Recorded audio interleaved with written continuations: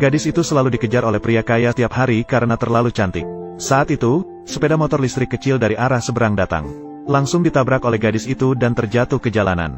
Pemilik mobil mulai marah-marah dan hendak melapor polisi. Tak disangka, pria kaya langsung mulai membuang uang tanpa berkata-kata. Langit dipenuhi uang kertas, membuat pemilik sepeda tersenyum bahagia. Tanpa ragu, ia langsung menyatakan tidak apa-apa dan segera mengejar. Akhirnya, gadis itu terjebak di tengah jalan. Maka ia mulai menunjukkan sikap sombong seorang putri konglomerat.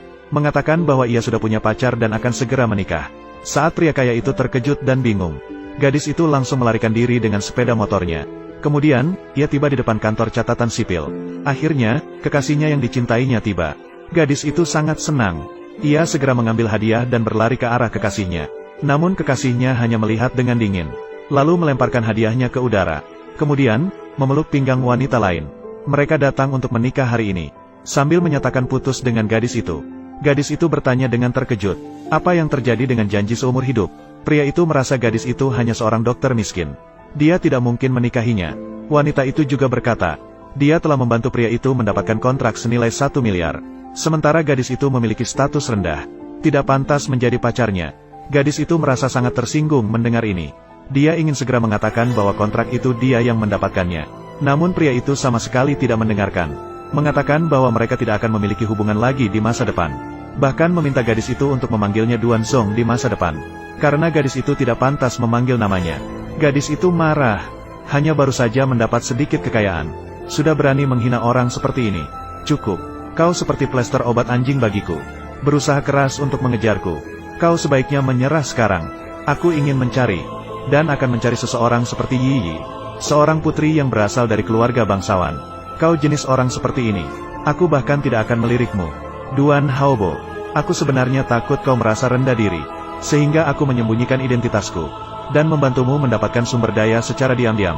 Bahkan membantumu mengalahkan kontrak dengan keluarga Ye. Tapi kau malah mengkhianatiku. Kau tahu siapa aku? Memangnya kau siapa? Kau hanya seorang penipu yang menjual obat palsu. Seorang pembohong yang memperlakukan orang tua dengan keji. Kau tidak akan berpikir. Karena kau bernama Wu. Kau adalah pewaris terkaya di Jiuzhou. Putri Wu. Aku adalah pewaris terkaya di Jiuzhou. Putri Wu. Hahaha. Lucu sekali. Kau, penipu, berani berkata bahwa kau adalah putri pewaris terkaya di Jiuzhou. Kontrak Haobo. Yang didapat berkat bantuan gadis Ye dari keluarga kami. Untuk mendapatkan identitas. Bukan urusanmu. Apakah kau pantas? Kau benar. Dia tidak pantas, kaulah yang pantas. Lihatlah pakaianmu. Di mana orang normalnya mengenakan gaun pengantin di jalan? Apa yang bisa kau banggakan? Yi. Setidaknya aku tidak akan melakukannya. Merusak hubungan orang lain sebagai orang ketiga. Wu Shuang. Jangan mencemarkan nama Yi. Kamu bahkan tidak sebanding dengan rumput pinggir jalan. Seekor anjing. Berani bersaing dengan Yi. Seorang gadis kaya seperti itu. Kau benar-benar tidak tahu diri.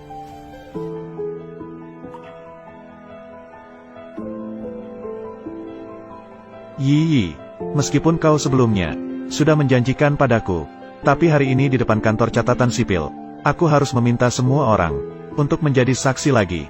Apakah kau mau menjadi istriku? Tentu saja, kau melihatnya sendiri. Haobo melamarku. Kau yang sebenarnya, pihak ketiga yang tidak tahu malu. Gadis yang tidak tahan lagi ini mengangkat tangannya untuk memukul wanita itu, tapi ditolak oleh Duan. Lalu dia mengeluarkan kartu bank dari saku. Mengatakan bahwa di dalam kartu itu ada 1 juta, dia meminta gadis itu pergi segera. Mereka bukan lagi dari dunia yang sama. Setelah gadis itu merebut kartu banknya, dia menggumpalkannya dan melemparkannya ke wajah Duan. Duan yang merasa dihina, mengangkat tangan untuk memukul gadis itu. Tangan yang hendak memukul itu dicegah. Gadis itu berbalik dan melihat. Ternyata dia adalah seorang pria kaya dan tampan.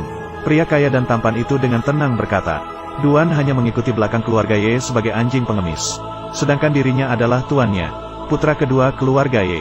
Namun Xiaoxi mengaku sebagai putri keluarga Ye. Namun keduanya belum pernah bertemu. Pasti dia palsu. Duan sama sekali tidak percaya pada kata-kata pria kaya dan tampan itu. Bahkan mengejeknya sebagai aktor yang dibayar oleh gadis itu. Gadis di sampingnya juga tidak bisa menahan diri untuk meragukan dalam hatinya. Dia mengira pria kaya dan tampan berbohong. Putra kedua keluarga Ye tidak pernah menunjukkan wajah aslinya. Sehingga dia berbohong untuk membantunya. Maka dia mengatakan bahwa ayahnya pernah bertemu dengan putra kedua keluarga Ye. Dia bisa membuktikan itu benar. Namun bahkan pria kaya dan tampan itu pun melirik gadis itu. Menganggap gadis itu berbohong lagi. Seketika keduanya saling curiga. Pada saat itu, Xiao Xi tidak lagi memperdulikan. Kedua orang yang saling bertukar pandangan penuh makna. Berbisik-bisik dengan Duan. Besok lusa adalah pesta malam keluarga Ye. Kepala keluarga Ye akan hadir. Untuk tanda tangan kontrak dengan mitra. Saat itu, kau akan bisa bertemu dengan idolamu. Apakah sepupu Pangeran Ye? Dia tidak pernah muncul di tempat umum. Bahkan tidak berinteraksi dengan orang asing. Yani, bukankah kau bilang, kau adalah putri keluarga Ye? Apakah dia sepupu dari Pangeran Ye? Jadi nanti kau pasti harus memperkenalkan kami. Kenalkan kami berdua ya. Biaya ditanggung olehku. Kapan aku punya sepupu seperti itu? Aku jadi penasaran. Kalian terlalu sombong. Saat pesta malam itu, jika Pangeran Ye tidak menghiraukan kalian, bagaimana kau akan mengakhirinya? Di mana si manis kecil sepertimu ini? Waktunya bicara. Mereka hanya bisa mengatakan anggur itu masam. Karena orang seperti mereka tidak akan pernah merasakan hidup di masyarakat kelas atas. Wu Shuang, aku menyarankanmu untuk segera mengambil kartu itu. Ambil uangnya dan pergi. Karena pria sepertiku, pria baik yang murah hati, tidak banyak lagi. Duan Haobo, kau menganggap dirimu seorang pria. Padahal aku, Wu Shuang, meninggalkanmu. Banyak orang berebut menginginkanku. Bukankah kau ingin menikah denganku? Ayo pergi. Ah. Oh, baik. Pasangan yang saling curiga itu menyembunyikan identitas masing-masing. Malah menikah dengan orang yang tepat karena kebetulan. Setelah menerima sertifikat, keduanya berjalan bersama. Gadis itu sekali lagi berterima kasih atas bantuan pria kaya dan tampan itu. Dan menyatakan akan hadir di pesta malam di rumah Ye. Menjadi perantara untuk Gao Fusuai. Dia meminta keluarga Ye untuk berpura-pura mengakui bahwa dia adalah putra kedua keluarga Ye. Sementara itu, pria kaya dan tampan juga saling bersaing. Mengatakan bahwa dia akan membantu gadis itu. Mengakui di depan semua bahwa dia adalah putri orang terkaya di negara itu. Sehingga mereka bisa merendahkan mantan pacar dan selingkuhannya tadi. Tiba-tiba, apa, putra kedua Ye? Apa, putri orang terkaya? Kalian terlalu sering menonton drama pendek. Pergi, pergi. Kemudian pria kaya itu pergi dengan mobilnya. Sementara itu, gadis itu menjawab telepon. Barulah dia menyadari bahwa pesta malam keluarga Ye adalah pertunangan antara dirinya dan putra kedua keluarga Ye. Ternyata ibu gadis itu dan kakek Ye. Mereka sudah lama bertunangan. Keesokan harinya, gadis itu tiba di lokasi pesta. Sambil memikirkan untuk membatalkan pertunangan. Sambil berjalan menuju pintu. Tidak pernah terpikir karena tidak memiliki undangan. Dia dihentikan oleh dua orang di luar pintu. Saat gadis yang bingung itu sedang berdebat, Duan dan Xiao Xi tiba-tiba datang bersama. Langsung mengejek gadis itu miskin dan hina. Tanpa undangan masih ingin nekat masuk. Duan menunjukkan undangan kepada petugas keamanan. Memamerkan superioritas di depan gadis itu. Dan langsung mengatakan agar gadis itu tidak menyimpan perasaan padanya. Mereka sudah putus. Jangan lagi mengejarnya. Xiao Xi bahkan mengambil undangan dari tangan Duan. Bergurau bahwa asalkan gadis itu berlutut memohon padanya, mereka akan membawa gadis itu masuk. Tak disangka gadis itu langsung menamparnya tanpa berkata apa-apa. Duan malah meminta gadis untuk segera minta maaf pada Xiao Xi. Atau dia tidak akan lagi memperdulikan hubungan mereka yang dulu. Gadis itu tidak bisa menahan diri lagi dan meledak. Dia berkata bahwa jika bukan karena diselamatkan oleh Duan Zong secara kebetulan, dia sama sekali tidak akan jatuh cinta padanya. Dia, pria yang tidak memiliki apa-apa ini. Selama bertahun-tahun, dia telah mendukungnya di belakang. Membuat Duan Zong menjadi miliarder. Tidak disangka bahwa yang didapat adalah pengkhianatan yang tak tahu malu. Duan Zong yang terbongkar masa lalunya. Wajahnya langsung pucat.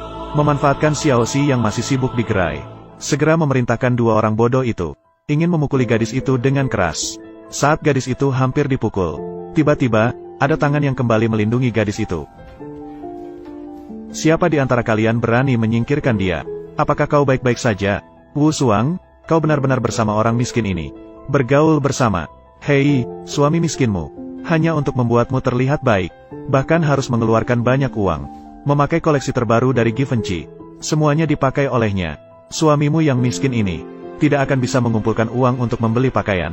Pergi dan jadilah penjajah sapi. Hahaha. Di dalam pikiranmu hanya ada omong kosong. Kau tidak mengerti perkataan orang. Siapa yang kau sebut penjajah sapi busuk? Dia adalah istriku, Ye Jingchen. Dia adalah nyonya muda keluarga Ye. Kalian jika berani tidak menghormati kami berdua. Sepertinya kalian tidak ingin hidup lagi. Dia adalah Ye Jingchen. Dia mengatakan dia adalah putra kedua keluarga Ye. Apakah kalian berdua mengenalnya? Dia hanyalah omong kosong. Aku bilang kau penjajah sapi kecil. Dari mana kau mendapat keberanian seperti itu? Aku bilang jangan berbohong. Kau tidak mendengarkan. Sekarang di depan mereka berdua, terungkap begitu memalukan. Bagaimana Cheng Wen melatih karyawan baru ini? Bahkan tidak mengenal bosnya sendiri. Kau hanya Wu Suwang yang membayar. Penjajah sapi yang dipekerjakan. Berani langsung memanggil nama asisten Cheng. Apakah kau ingin mati?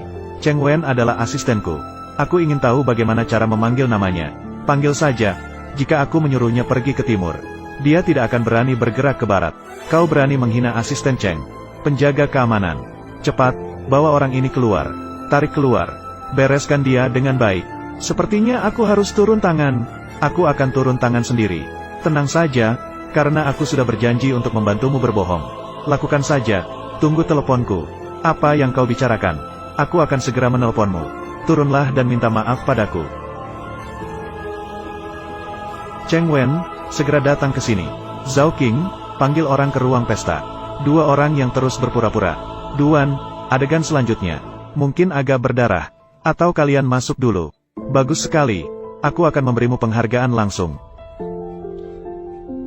Berani membuat masalah di wilayah keluarga Ye. Membuat kita mendapat teguran. Hei, hari ini kakek akan membiarkan kalian. Lihat dan belajarlah. Bagaimana cara membuat orang mati. Hati-hati, berhenti. Cheng Texiu. Mereka adalah pasangan yang berpura-pura. Hei, diam. Lihatlah dengan jelas. Siapa yang berdiri di depanmu? Dia adalah bintang utama malam ini.